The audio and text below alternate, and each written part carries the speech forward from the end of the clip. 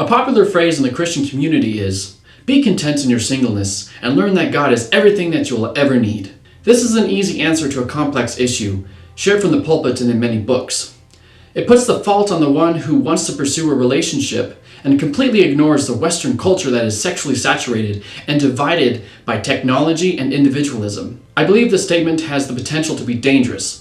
While it is intertwined with truth, it is an ignorant statement that disregards fundamental issues. I want to clarify that it's not wrong to pursue God in your singleness, but from how many people who claim to do so actually pursue God in such a saintly manner? Perhaps it is not a good excuse. The first problem with this phrase is that there's an assumption that you can actually be fully content with yourself and God.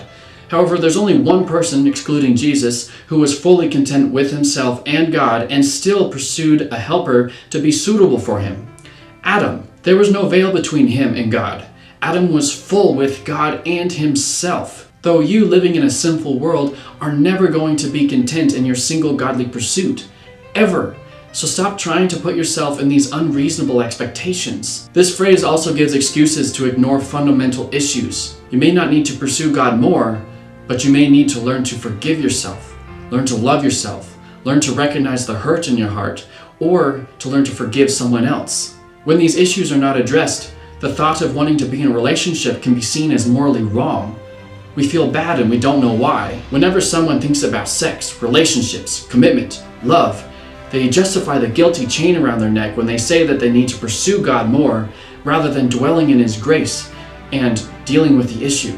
Don't let your past take away your freedom in Christ to live. I want to make this clear. I am not saying that there are no boundaries on what to think. It is a sin to lust or to worship a partner, but we also have to read between the lines as to why we behave the way we do. If you find yourself thinking about sex a lot, I suggest that you don't cut yourself off from potential relationships and focus on God more in your singleness, but to recognize that you need encouragement, or you're lonely, or you don't feel respected, or you feel like you're failing, or you're hurting. If you are a believer in Christ, these are overtakings of the flesh that are signs that you are lacking something that is very human. God has made us human with human needs to thrive. Yes, ultimately we need Him, but He also created us to be in relationship, to celebrate, to sing, to dance, to pursue, to conquer, and to love. Learn the source of why you are behaving the way you are so that you can live free in God's grace. It is easier to cut off everything than to deal with anything, all justified by a holy pursuit.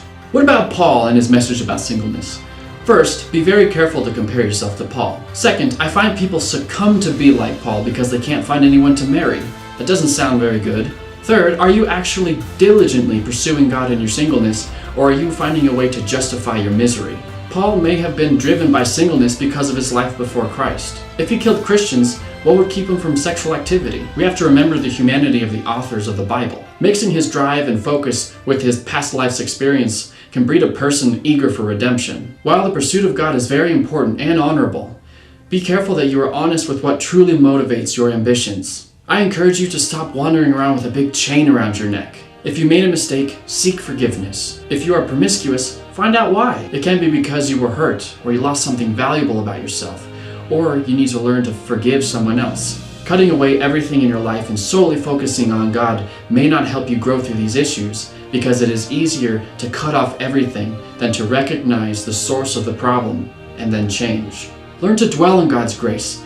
Pick yourself up and live in the full. Chase after that guy. Chase after that girl. Relationships are used by God for our redemption because it reveals darknesses in our heart that we don't recognize by ourselves. You will grow when someone else depends on you.